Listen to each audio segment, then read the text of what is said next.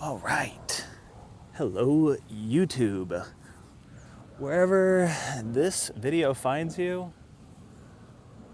it's going to find you. Whether you are in your highest state of positive love vibration consciousness and you're having yourself a fantastic day and life is going freaking amazing and you don't care about, the deconstruction of reality through artificial intelligence, and because you're vibing, you're doing well, you're doing fantastic, and that's so great for you. Or if you're having like a medium day and you ate like a little bit too much soggy food and you're not feeling too hot, but you were this morning, you got out of bed and you're like, I'm gonna kick ass, and now you're not. This video could find you there too. And this video could also find yourself on the worst day of your life, or one of many worst days of your life. You might have gotten in a motorcycle accident. You might have stubbed your toe. I stubbed my toe yesterday. You might have lost a friend to suicide. You might have got bitten by a snake. Or you might have just like binged on the news on your phone for like way too long. And now you are trying to like contact your drug dealer and get some more drugs or something. It could find you on any of those days. Or you could be like me, who for so long has like found themselves living in a lot of chronic pain and struggling with autoimmune illness. And that's sometimes the kind of people that would find themselves watching a video like this, like Kambo and chronic pain and chronic illness. Like that's a big topic right now. It's a big topic. Mind-body medicine is a big topic. Psychedelics for various chronic ailments, the things that ail us, are a big topic right now. And that may be the reason that YouTube showed you this the algorithm showed you this channel, and that you're going to watch this video. And if you made it through this part, I don't know, maybe we'll continue rambling, but I'm gonna try to explain a little bit about why in the world I would go down and do a intensive healing process with a Amazonian tree frog, and how in the world I got here to this point where I've made that decision, and what I'm hoping to get out of it, and share from the process. I will say in advance, it's very difficult to just talk about it. Well, it's not very difficult. It is just a little bit odd because I'm a sensory person. So it makes sense to me when I'm actually in the physical space of a place, or a place that I can point things out, and I can talk about the things that I see and hear and feel and smell and touch, especially when they're a little bit abstract, because whether you're talking about a psychedelic ceremony, like an iboga ceremony in Africa, you're gonna have no concept of that living here in the United States, Baltimore City, or if you're trying to go down and have an ayahuasca ceremony in Peru or Costa Rica or Kansas, like you're gonna. A lot of people have been asking me like, what's this experience like? There's no words to be able to describe it, and all the words that I say are going to feed on your fears, and they're going to feed on projections and misconceptions, or even if they're none of those, and you have a beautiful, kind Buddha mind, they're going to, you'll have your own story around them, as I do mine. And they're just as different as there are cultures on this multi-billion human person planet that we have. So, talking about it under a tree maybe helps, but I don't know, it also might not. But so Kambo, imagine you're a frog. Imagine you're a frog for a moment. And Imagine that you have been living on this planet Earth. You are a descendant of all the frogs that came before you. It's 2026, but you don't really care too much about time because you're a frog. And you happen to be a very unique frog. You're a big frog. You're a green frog. And you live all the way up, really high up in the canopy of the Amazonian rainforest. And that's your spot. That's your home. But because you have managed to survive millions of years, how long has the planet been around? A very long time. How long have frogs been around? A very long time. Since frogs have been around, you have arguably survived. And in order to do that, in order to survive, in order to be here and to be something that a human being like myself would find themselves in the scenario of saying, hey, I'm gonna go try to find this frog and receive the medicinal substrate that it happens to carry in its sweat. How does that happen? I mean, you have to imagine that you're the frog, and you, as much as you just want to be a frog and you want to, or you want to, catch flies and do whatever you want and live a peaceful life, it's not that easy. It's not that easy up there. There's loud noises and like monkeys, and at some point there are velociraptors and all kinds of beings that want to eat you and want to kill you and want you to be their food. And that ranges from large beings with teeth and mouths and hungry bellies that haven't eaten in a long time, to like insects and parasites and God knows what else, viruses, like all of the ways that a frog could get sick, all the ways that a human could get sick. You had to develop an immune system. You had to develop a defense system. But you're a frog. You don't have like big hard knuckles, and you haven't figured out yet how to carve spoons or knives or spears, and you can jump, but that's about it, and you can ribbit. So you're in that kind of position. And so what are you to do? How are you going to survive? One way you could survive is that you could start to sweat, and you could just like pulse out some sweat in you, and if you just hard enough, that over like 10,000 years, maybe, give or take, then perhaps you could turn that force into a medicinal secretion that comes out of your skin. And you can try to do it now, just like not if you're driving. But for this frog, it worked. This is the Amazonian, I forget what the genus and taxus name is, but is the Amazonian, it's like giant monkey tree frog. Go look up a photo. Go to your Google machine and look up a photo, because I'm not going to edit this video and make it all fantastical. You can pause and you can go type in what is Kambo, and just look at photos. This is beautiful tree frog. But as you can see, no weapons. Does not have weapons. Much more familiar with leaves and branches than it is being a hard ass.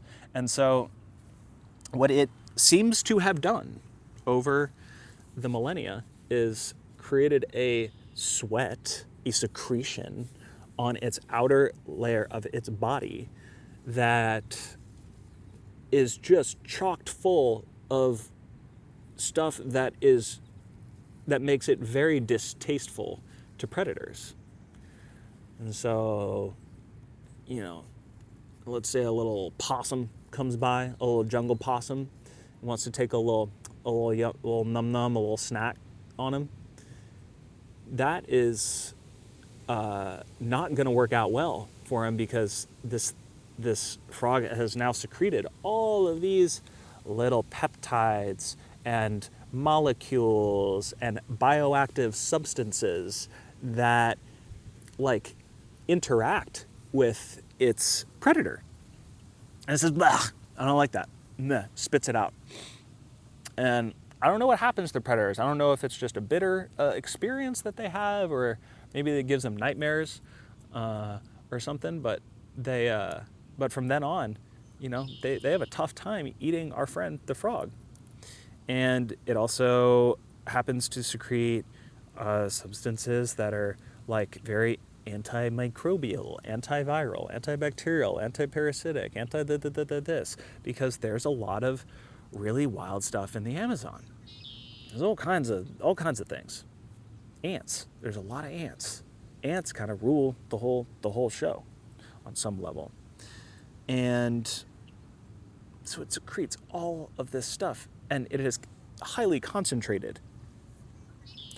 It just so happens that a lot of these bioactive peptides and other what have yous that live within the ever most divine, powerful sweat of Kambo, they interact with humans. We could call them neuropeptides. They act with our nerves. They act with all of our body, and it's medicinal. It's medicine. Isn't that wild? Isn't that crazy? It's all the way up there. It goes all the way up there. And at some point,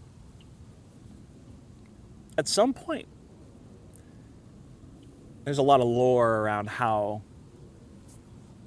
the humans came to experience Kambo. And when I go down there, and we'll take you with me on a couple of these journeys, you'll hear all sorts of origin stories about how the Kambo frog came to be. Did Kambo get sung to? Yes, that's what happens now. The Amazonian people who have a relationship with the frog, they will sing it down. It otherwise does not come down. Because you know what happens if it comes down? Well, A, people catch it. B, it could get hurt. And there's like more predators and stuff down here too. Maybe ones that it has not secreted enough biomechanical peptides for. So this is amazing. And apparently some of the stories go that the shamans of the rainforest, the indigenous people that know that land and that live there, whether it was in their dreams or in visions with other medicines that they had, like ayahuasca, they were taught the song that brings the Kambo frog down, and it responds to that. It's like a Rapunzel. It's like the Rapunzel of the canopy. And so the medicine people sing this song. They sing the song. There's probably many songs, but I don't know. So they sing these songs, and the frog comes down, and then, if done well, and ethically and appropriately, the frog basically offers itself to the people. And so the medicine people catch it, and there's a bunch of different ways to, I don't know about a bunch, but there's different ways in which you can basically take off some of the secretion from the frog. And there's ways to do it that are gentle and kind and nice to the frog. There's also ways to do it that are mean and evil and horrible and painful. And we don't want to do the evil and painful ones. And that's why, if you ever find yourself looking for a Kambo session, a Kambo practitioner, you should ask them if they're evil. You should ask them if they're a bad person. You go on your website and you hit them up and you say, hey, are you an evil Kambo practitioner? And their response will tell you everything you need to know.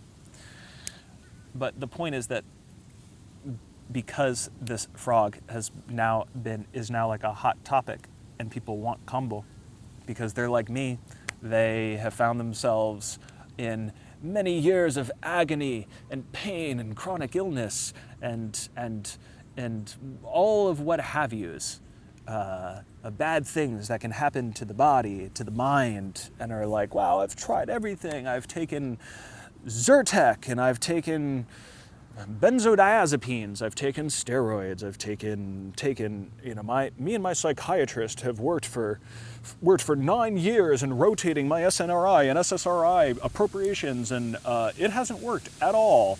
And you would have thought that, you would ask that person if they were evil beforehand, but you didn't. So you end up taking all kinds of junk for decades, or you're on opioids, you're on painkillers because you're just in pain and you want to kill that pain.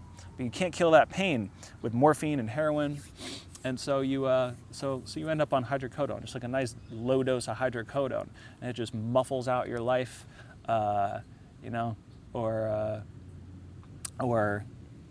the many milieus, or you have autoimmune illness. You're like me, you got psoriasis. You got psoriasis coming out your fucking face and your legs, your arms, your chest, your butt crack, and you just want that to go away. That's not a pleasant experience. So you take, things that destroy your immune system. And on the bright side, you don't have to itch your butt everywhere. But on the downside, you now are playing whack-a-mole with your body. This very strangely designed intelligent system. And, maybe it works at first, and then eventually you find yourself in the position of saying, man, this sucks, life sucks. Is there anything in the world that could help me? How do I become less sick? How do I get these symptoms to go away? How do I get to the root? How do I get to the root of the problem? What is the root? Oh boy. I don't know what the root is, but I've heard amazing things about Kambo. I have experienced Kambo myself. Even though I have a lot of medical training, part of what I'm trying to do with this channel and YouTube series is kind of take my performative mask of doctor and helper off and be more of myself, which involves being vulnerable and saying things and sharing things about myself that I don't really like to do, and that I have a tremendous amount of resistance and fear built up in my system to sharing about. And it's really silly, when I think about it. I'll start here.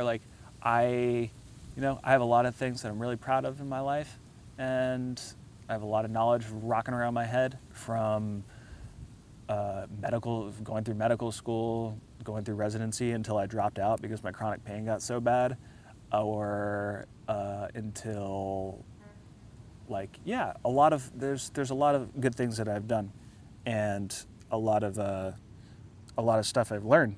But yeah, I also just totally bombed on being able to heal myself from various chronic ailments, very painful things. And I joke about them. They're not funny. They haven't been in the past, but also, it's I think sometimes the shame, maybe it's a man thing, maybe it's a John thing, of living with chronic pain and chronic illness to such an extent that I literally could not proceed in my distinguished academic medical career. I didn't really tell anybody. I just tried to heal myself. I'm a very stubborn person.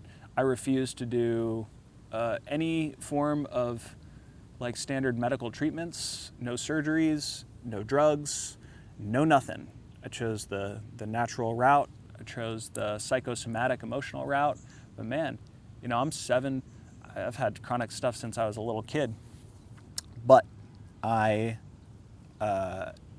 basically sat 7 years now in just utter pain and misery. And I don't want to do that anymore. Not with the amount of shame that comes with it, and not with the amount of withholding and building it up into this big, scary thing that grows and grows and grows. And so part of the intention of this channel is where I can kind of drop that act and be myself and bring a little bit of lightheartedness to it, and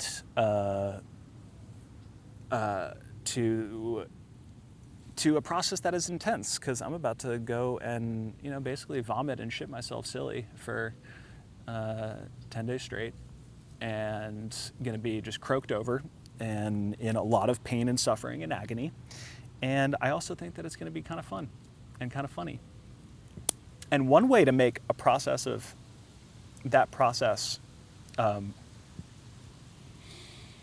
suck is to be really serious about it. And I've done that before. That's usually how I've gone about things, because I'm an intense person and I can get very dark and serious. And that hasn't really helped. So I'm trying to, as I orient towards this, what they call preparation, as I orient towards the journey and the process, what's come up is like, man, is there a way to have this be fun?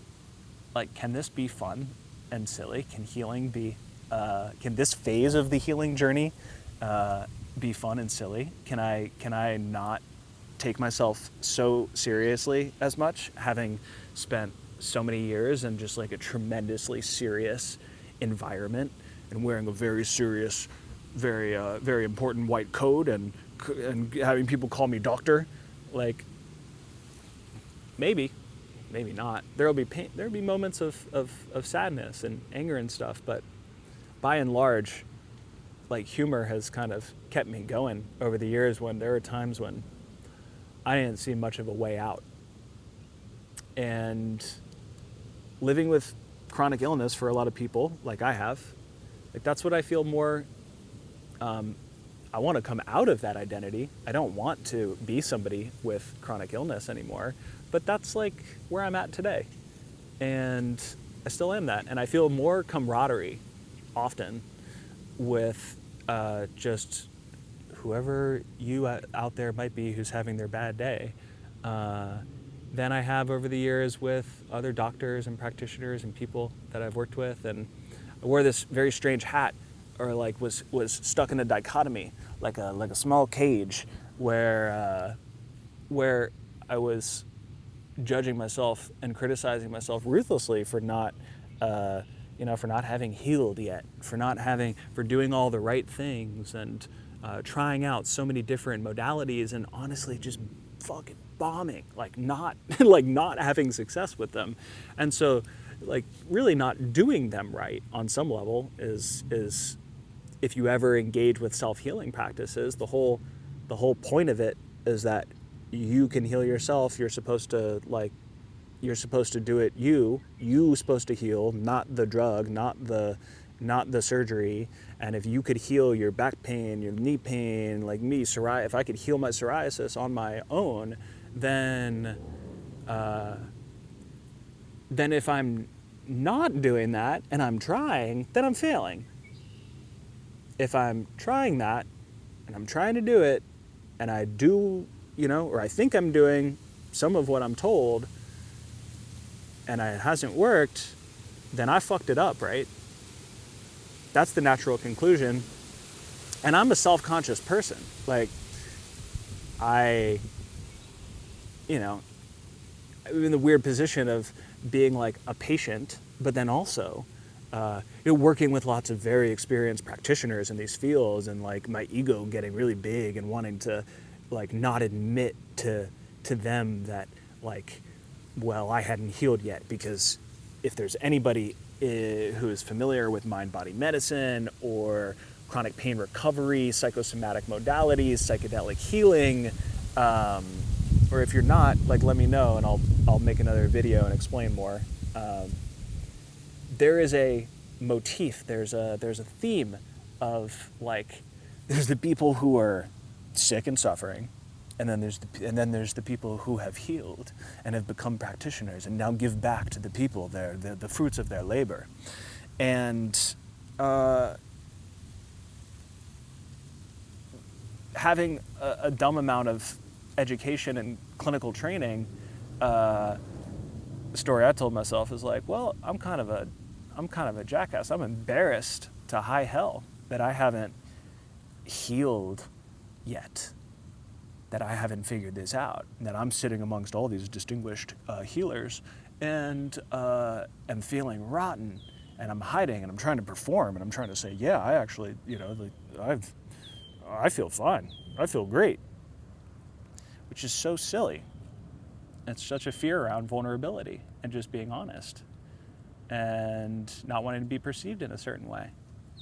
And so there's that. And so for this process, for the reason why I'm going down to the Amazon, partially, there's multiple reasons, but one largely is just for me. I want to feel better. I've heard tremendous things about Kambo. I've learned a lot about it. I've studied it. I've taken it. I've done Kambo sessions, and I'm very intrigued. I'm very intrigued by this medicine and its ability to potentially clear out stuck energy in the body, the emotional body, the energetic body, the physical body itself through this like amazing concoction of sweaty peptides. It's incredible. So I'm bringing myself down there as a patient. I'm my doctor, and I'm also my patient. I can never not have my doctor training brain. And I also can't not have me as a person, like a fellow being on earth who suffers and wants to experience relief. And it's a tough thing in the mind-body medicine world too. This is the branch of medicine that says that, well, your mind is the generator and cause of all of these ailments. And the mind is where you go to heal. Don't do physical interventions. Move away from the surgeries, move away from the back cracks and the chiros and stuff, because it's just making you more scared of your ailment, and it's making it more real, and it's actually not real. It's real to you, you're experiencing it, but the solution, the way out, is through the mind. But I like working with physical medicines, and I think that there's more to the story. There may not be, but I think that there is. I think that we don't have to exclude them necessarily. And I think that indigenous people of the rainforest know a whole heck of a lot more about healing than most modern doctors or people who are nervous system coaches and are just really on the theme of regulating out that motherfucking nervous system, And maybe I haven't done it yet. Maybe my nervous system ain't be that regulated. And this is just gonna dysregulate me more and send me into a frenzy. We're gonna find out.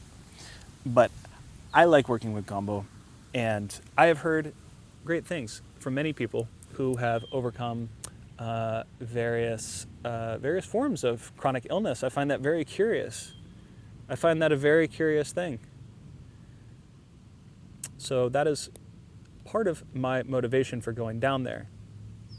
It's part of my motivation for also being on here, because my idea is that the psychosomatic element of all of this is very real. I also, personally, it's my belief, opinion, experience as well, that there is a spiritual and energetic and visible realm.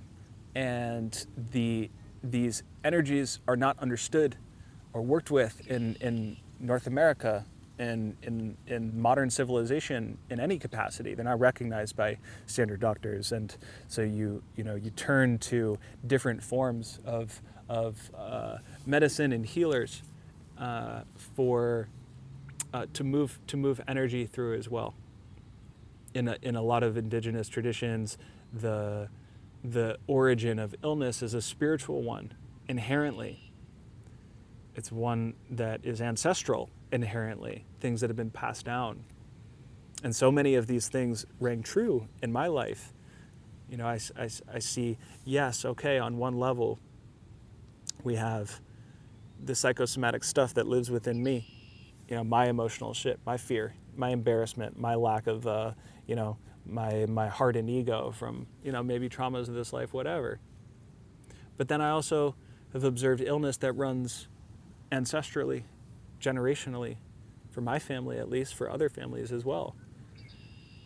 And this is played out, there's there's science around this stuff too. There's I remember we were in, I don't know if it was in medical school or undergrad, there's an epigenetics study where there were certain stressors given to, administered to, I think mice, something, maybe they're mice, maybe they're rats. And they did this epigenetic analysis. Epigenome, the genome is, your DNA, whatnot, but then your epigenome is actually how all of your genetic code gets expressed. All these like crazy proteins and methylation machines and demethylation machines and histone machines, it's all wild. And it's very interesting, the epigenome, because it talks about how, it refers to how things are expressed and changed, but also inherited. There's whole leagues of epigenetic inheritance that we have no idea and capacity to understand yet with our scientific biotechnology and our really fancy frontal lobes. But they administered some traumas, and then a few generations down from the original stressor cohort, after they gave birth, and then they had grandbabies. They did, I don't know if it was like in the grandbabies or the great-grandbabies, but they did these analyses. And they found that, and I could be butchering this entirely, but this is what I took away from it, was basically that the same signatures of stress, of trauma, that they picked up in the post-traumatic great-grandmama were found in the great-grandbabies. And they did this by exposing them to what would be an inoculate stressor, like something that shouldn't necessarily be triggering, but is. So like this right here, if this is paired with a shock, this flower, that can you can grow an association for the trauma of that, and that can arouse your system. It can send you into a frenzy, into a traumatic frenzy. And so they exposed the great-grandbabies not to the sting, but to the flower, and it caused a reaction in them. So I just say all that to, just show that there's more here than meets the eye. That's always been a driver for me, is to go more into those realms, into the deeper realms. That's probably caused me some suffering. And who knows? I can't undo all of the things I've seen in the shamanic realms of ayahuasca and other psychedelics, primarily in my dream space, also my intuitive space. But I think that there are multiple streams of truth here. So I could go down to, I've put myself through a lot of medicine treatments over the years. Medicine treatments meaning primarily psychedelics, but a lot with Kambo.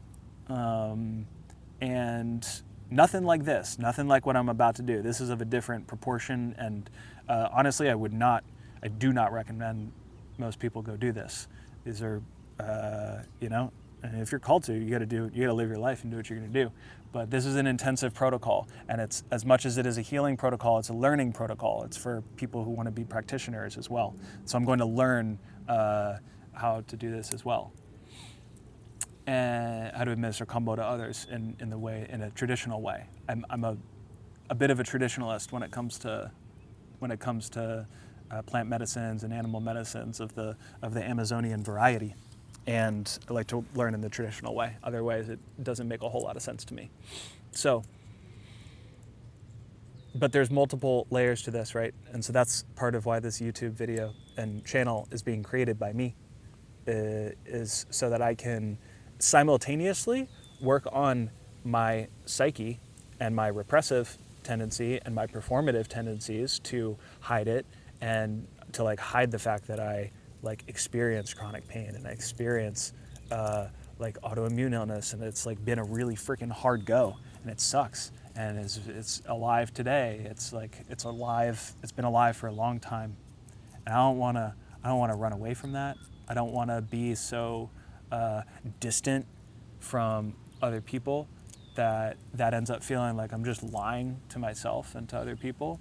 And so I figure, wow, what better way than to just potentially expose myself to the world through YouTube. And that, depending on how I orient towards this and this communication and these interactions and this story that ends up kind of evolving in this great adventure that we find ourselves in. I mean, this adventure, there's clouds and trees and flying ants. If I can start to work on the embarrassment and the ego quality of I need to be this very serious and person that nobody can know that I heard, or that I haven't figured myself out yet or haven't healed yet. Hopefully it can be a little bit more relatable, and hopefully it can also decrease the shame charge that I think a lot of people carry with chronic illness, because we all are hurting in some way or another. And some of us, over the years, I've gained a lot from people who have been willing to just share their story while they're in the shit of it. There actually hasn't been that many people that do that. A lot of the stories to me are people who went inside of their soul and fixed themselves, and then they came out the other side, and then you see them on Instagram, and on Instagram they're dancing, and they're like, this is how you become pain-free. And I'm like, damn, I can't do that because my back hurts too much. So I'm hoping that this works on the psychological layers as I go and work on the physical and energetic layers as well. Because another way to go do this that a lot of people do is they don't change anything. Guilty is charged. I've done that before. But if you're going to get a big old car wash, you don't want to just get it. You don't want to get it real dirty again. You could, but you just gotta go get the car washed again. And so I'm about to go through a massive purgative sequence, a massive cleansing. And so I want that to stabilize and plant itself within my system that is starting to accommodate to new levels of stress, of exposure, and new life. We're in a wild place in humanity right now, and things are changing rapidly. My life is changing rapidly, but I'm also making those decisions to do so, and kind of sort into to feel into what the calls of life are asking for me right now, today, and tomorrow, and the next day. It got quiet. There's a lot of wind, and now it's chill.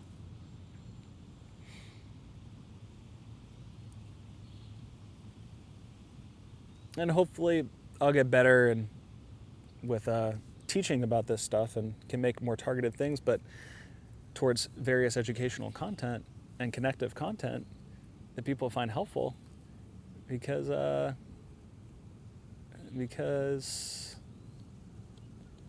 otherwise I'll just continue to rant and go tangential like this. So all I know is that this ooh, a spider. There's going to be spiders down there. This process has already brought up a lot. Just in the last, they call this the pre-diet period, where you start to cleanse yourself out. You start to move things around and shift things around in your life.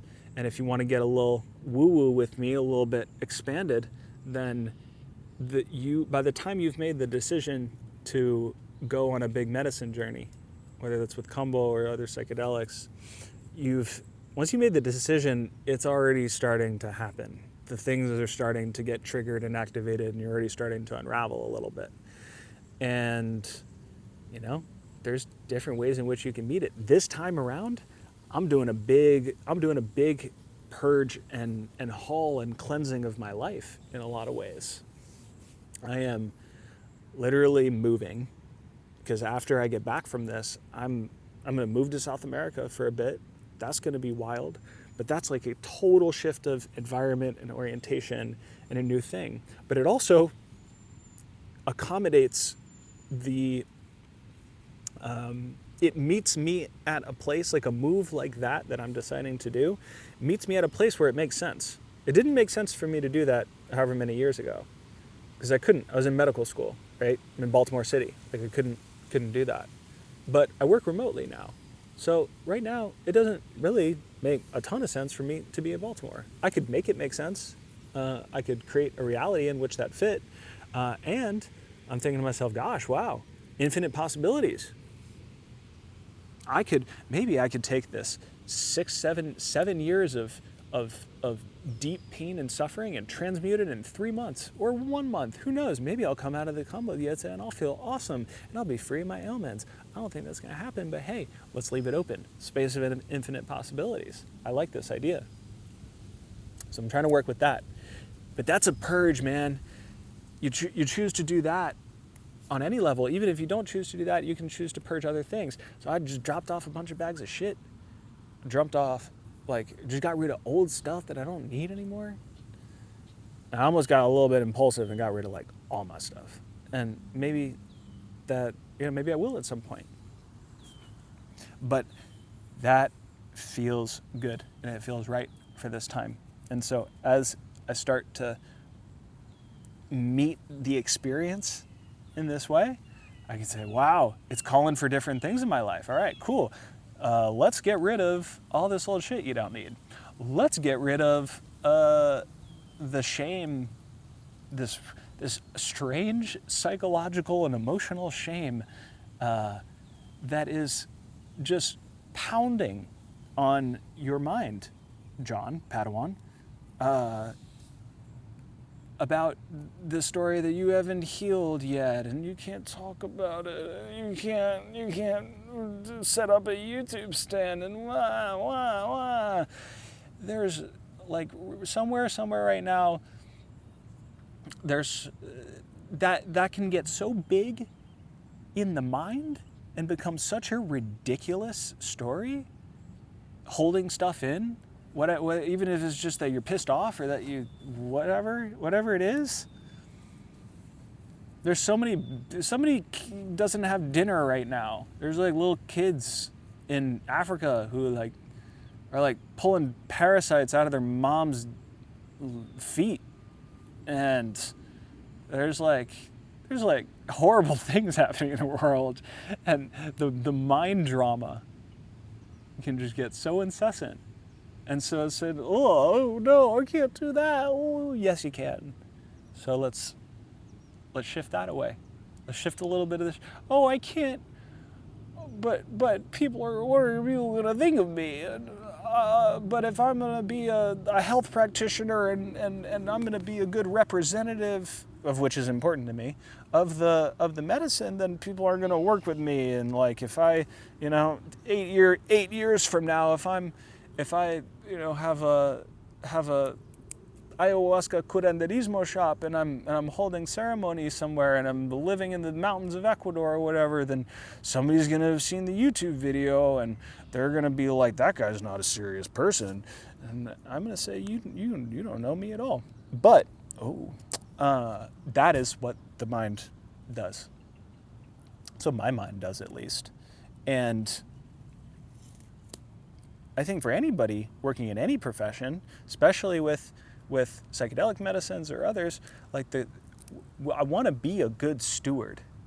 I want to be a kind and conscientious, detail-oriented, ethical, straightforward, direct, honest, and clean, and more or less drama-free practitioner.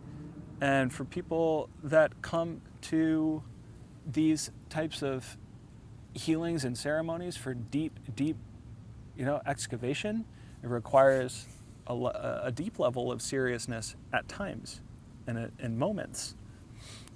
And I think we also need to not become shells of ourselves, trying to be somebody that we're not, or just not appreciate the totality of us, because this is me, and I'm a little bit of a basket case. Well, basket case isn't nice. That's not a nice way to say it. I like to make jokes. I see the world in a very funny way, in a way that I do, And I've tried to not see it in the way that I see it for a while, but that doesn't work.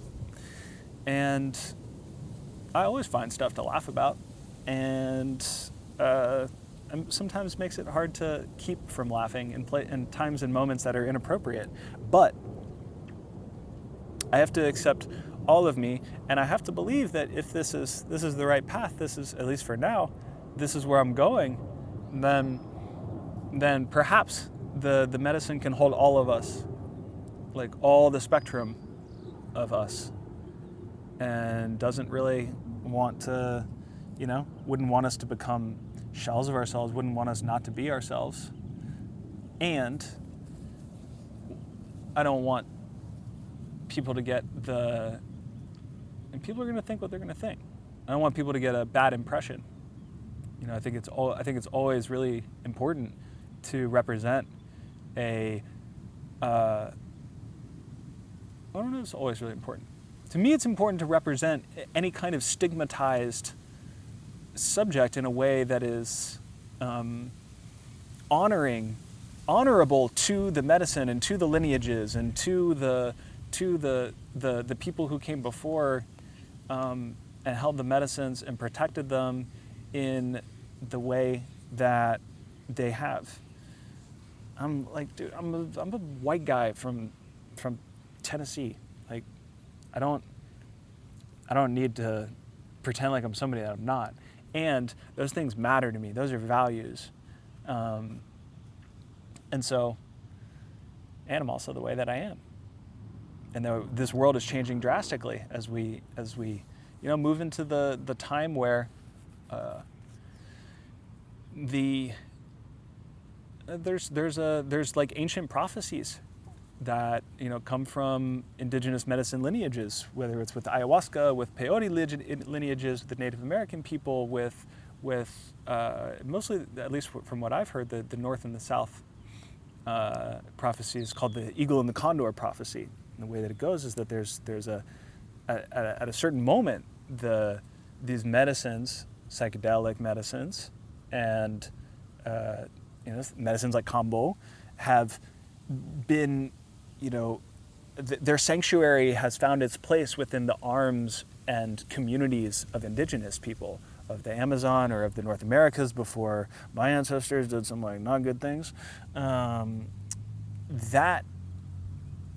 Those lineages held them.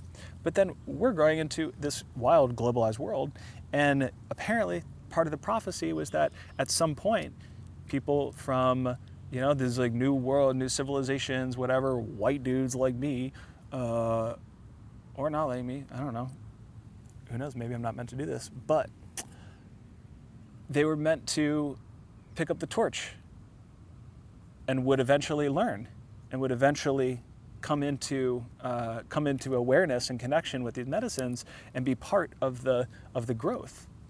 And this was prophesized. I think prophecies are pretty sweet. And so it takes the edge off a little bit. But being a good representative of those traditions or of teachers or of movements broadly, requires good leaders, honest leaders, and people who are humble and want to learn and who stay true to themselves.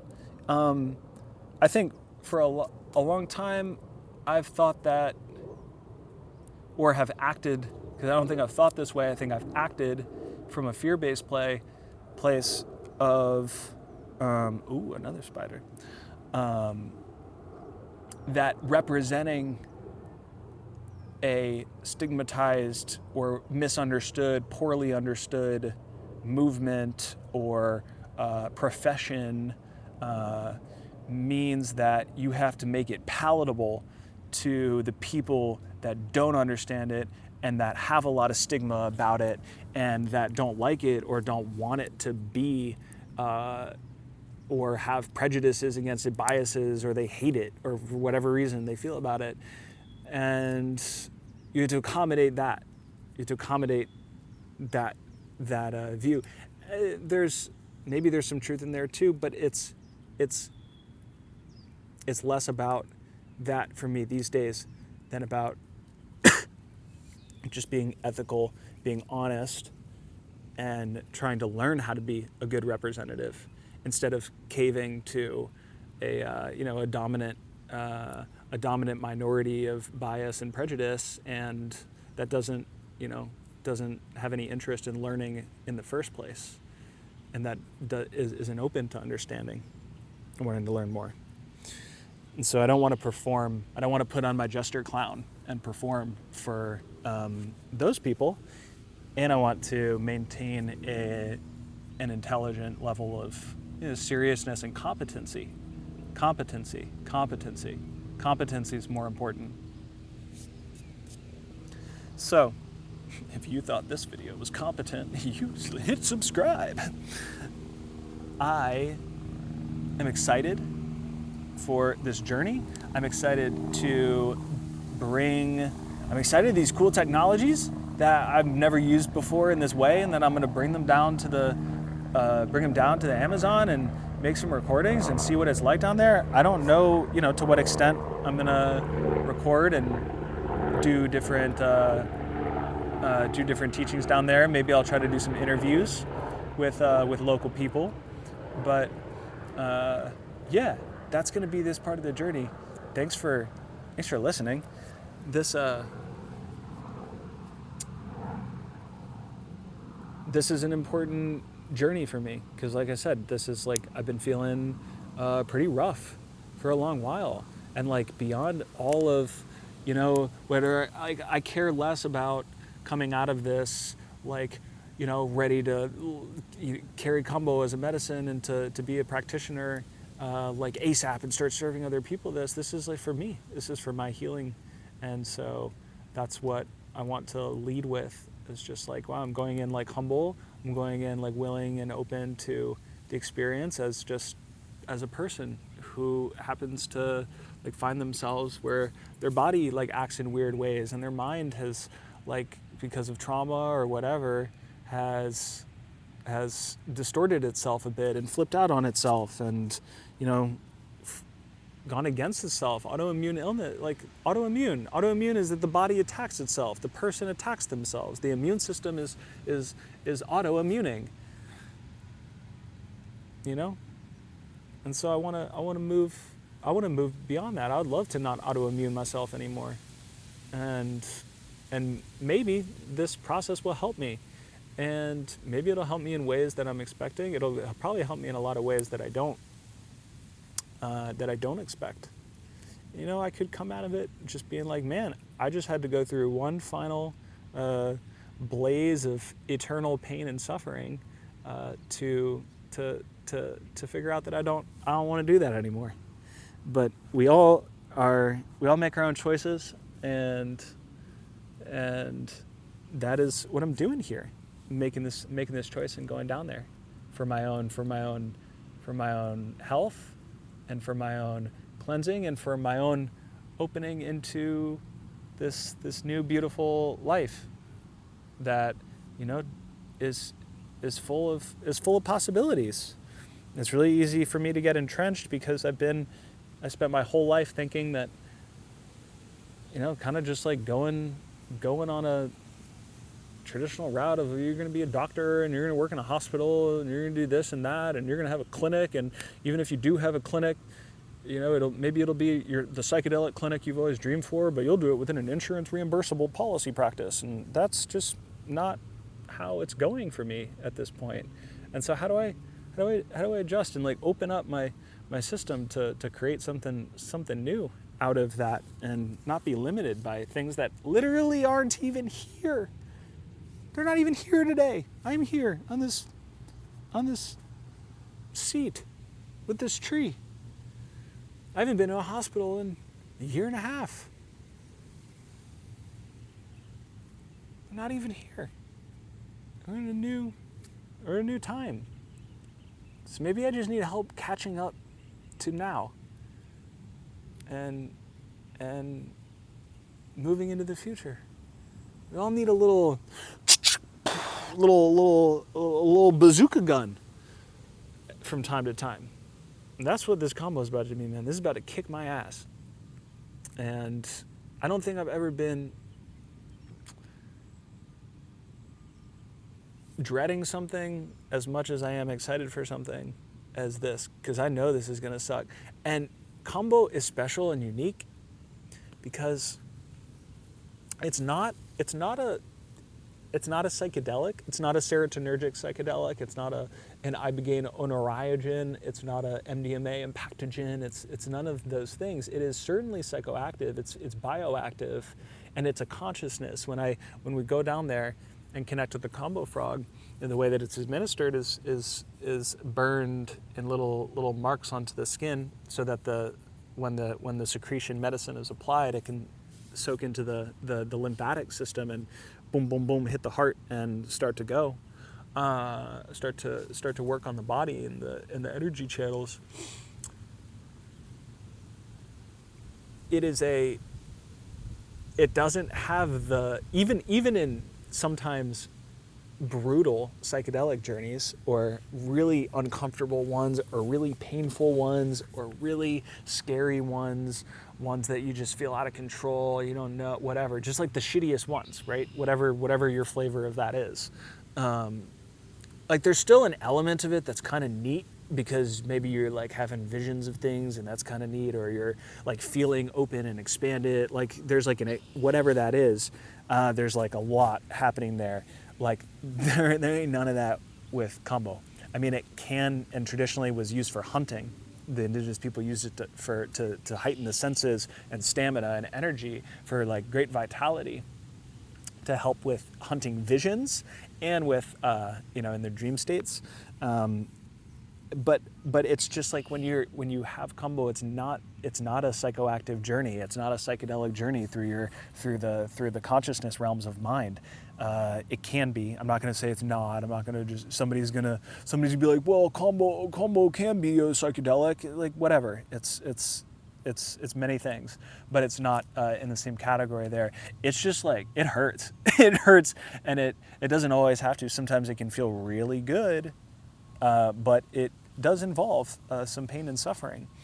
And it doesn't, when you're in it, you don't have the pleasures and niceties to reach towards in the same way that you might in a mushroom journey or a whatever else journey that you do.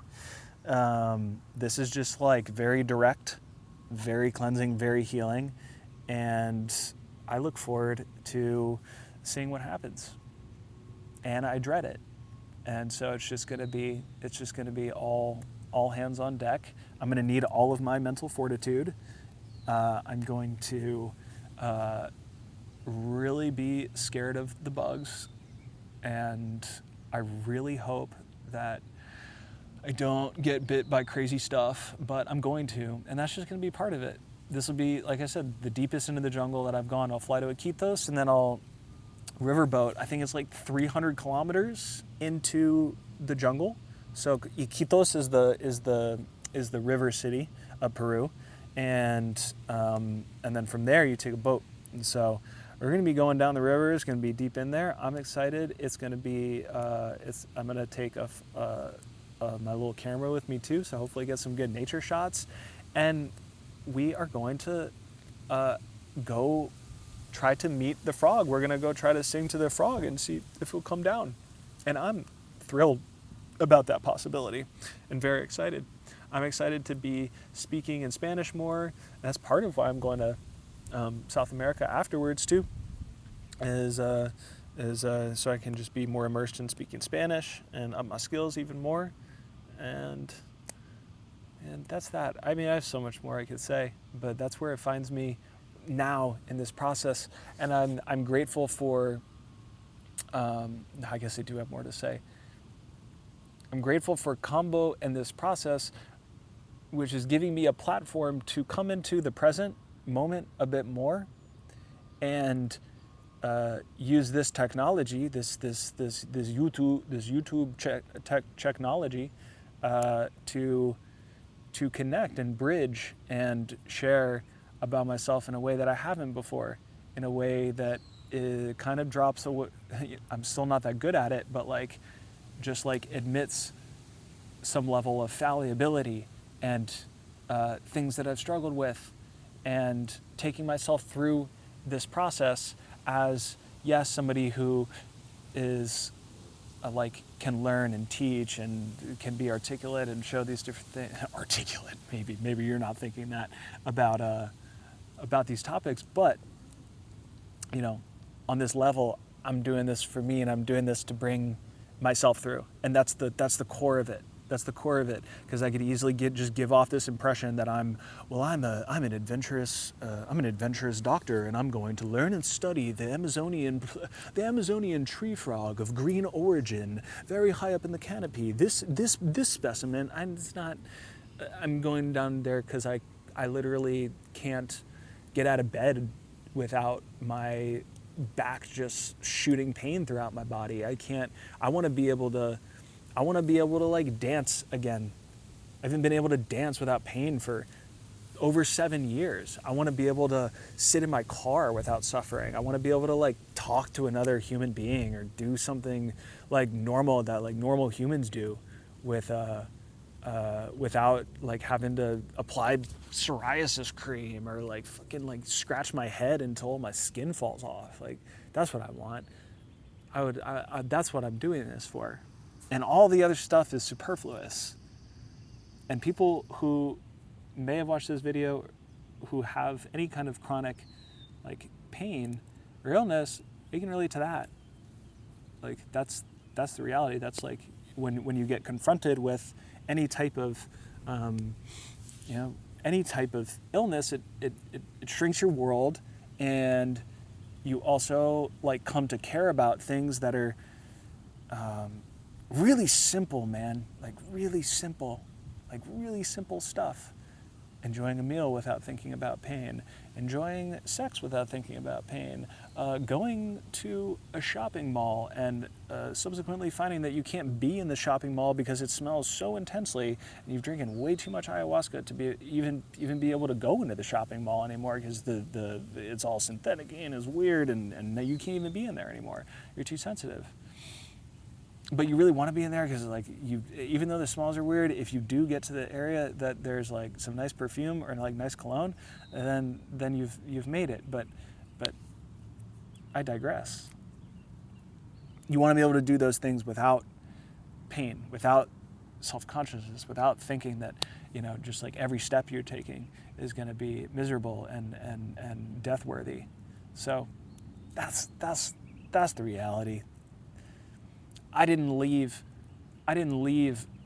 my my medical residency position because I was on some fucking high horse about I'm better than this and I like whatever. No, we need like all hands on deck for all types of people that do all types of illnesses. I couldn't hang, man. I was screwed. I was in so much pain I had to leave for so many years. I couldn't, I was too much taking care of other people while I could literally not take care of myself anymore. And so I'm learning how to take care of myself. I'm learning how to help myself in this process. It's hard. It's going to take a long time, but it might take shorter than I think.